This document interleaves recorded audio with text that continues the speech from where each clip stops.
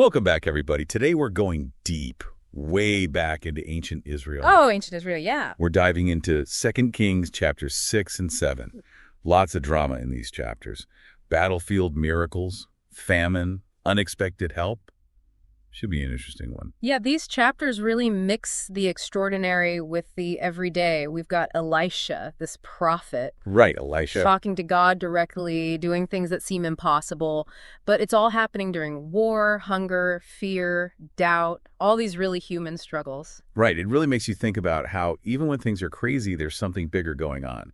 Yeah. So the king of Israel and the king of Syria, they're at war. Oh, exactly. And Elisha, through his connection to God, he's basically giving the king of Israel intel on what the Syrian king is up to, militarily speaking. Like a divine spy. Pretty much. And the Syrian king, you can imagine how frustrated he was. I bet. I mean, someone's always one step ahead of you. Right, exactly. He gets obsessed with capturing Elisha, almost like he thought if he could silence him, he could get control back. So what did he do? Sends a huge army to surround the city where Elisha is staying. Wow. Talk about waking up to a bad day. Elisha's servant, the text says he's terrified. I mean, you look out, and it's just this massive army. Understandably, he's focused on what's right in front of him, all those soldiers.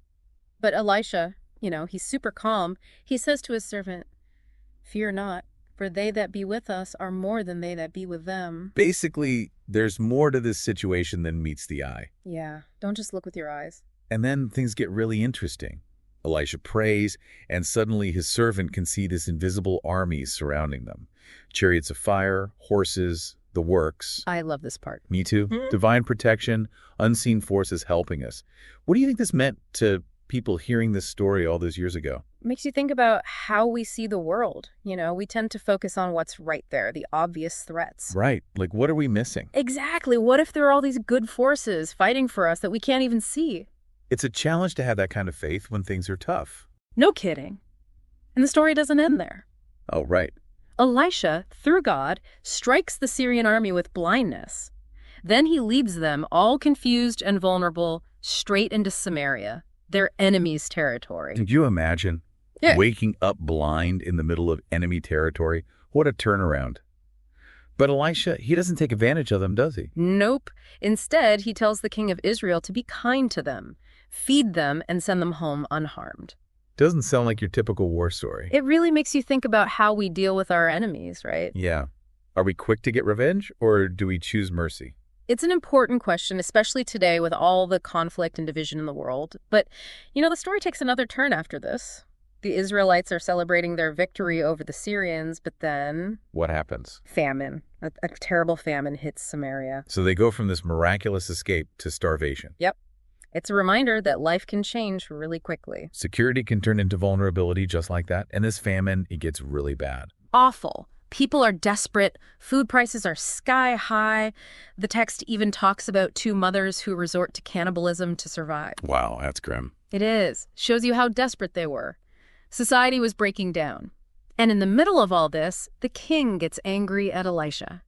Why Elisha? He blames him for the famine, asks where his miracle-working power is now. You can understand why he'd be upset. Yeah.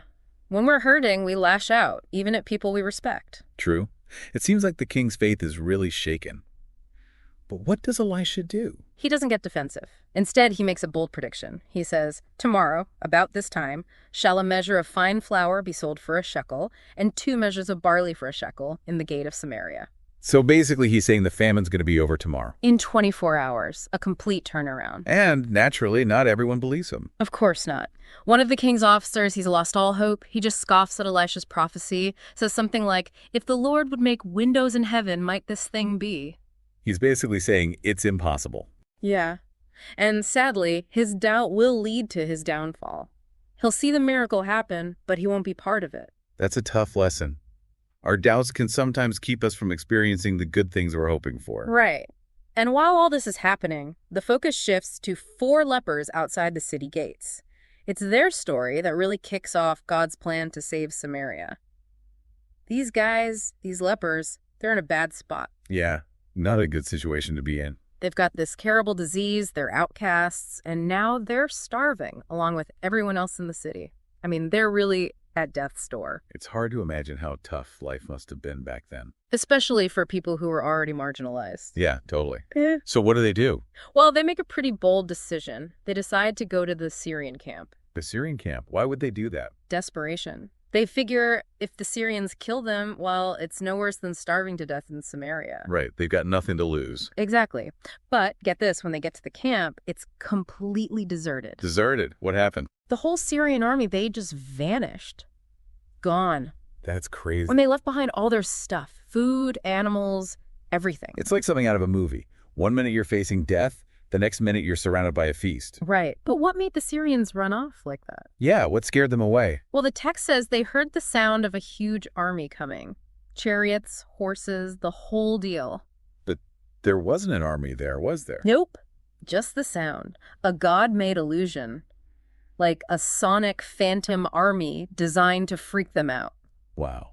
So God saved Elisha and the whole city. It's amazing how he works, sometimes behind the scenes. Yeah, it makes you think about all the ways he might be working in our lives that we don't even see. Totally. So these lepers, they find all this food, more than they could ever eat.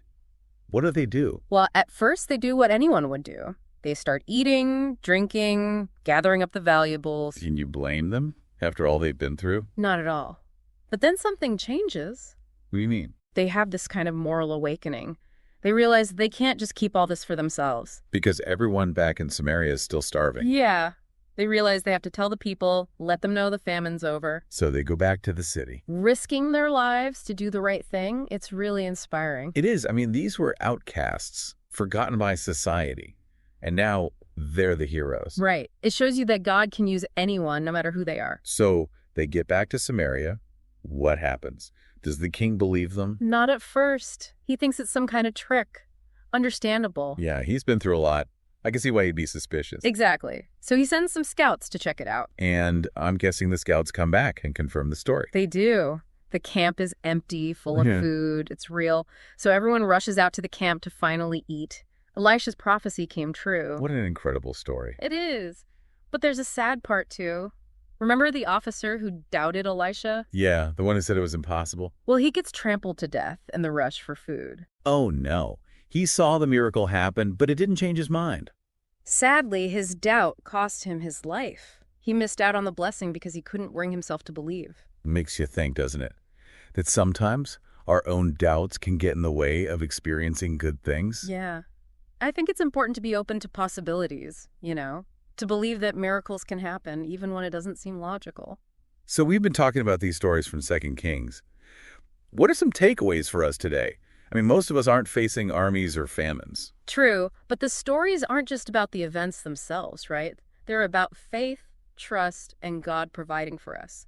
Those things are still relevant today. I'm curious, what stands out to you most from all this? Trusting in God's provision, even when things look really bad.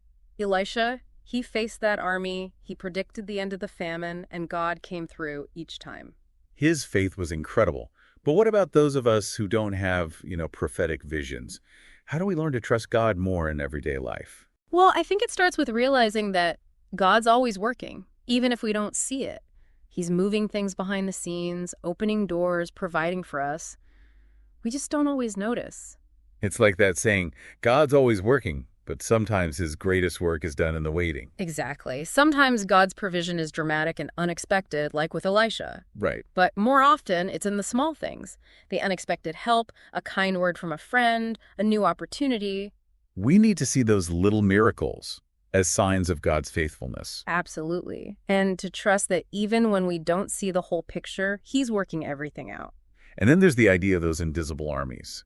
The idea that there are forces, spiritual and human, helping us that we don't even know about. Right. Like with the lepers, they were outcasts, but God used them to save the city. It shows that anyone can make a difference. Our small acts of courage, our kindness, they can have a huge impact. Definitely. And finally, we have to remember that officer who doubted Elisha. Yeah, his doubt cost him his life. He missed out on the blessing because he couldn't believe. It's a reminder that what we believe really matters. It's about choosing to believe that good things can happen, even when it seems impossible. Exactly. It's not about ignoring reality, but about having hope, trusting that even in tough times, God is with us and has good plans for us. This deep dive has been really inspiring. It's amazing how these ancient stories can still speak to us today. It's the power of Scripture. The God who worked miracles for Elisha and the lepers is still working in our lives. Thanks for joining me on this journey through ancient Israel. It's been a great conversation. My pleasure. Don't forget, these are just highlights. Go read the full stories in 2 Kings. Keep exploring and keep believing.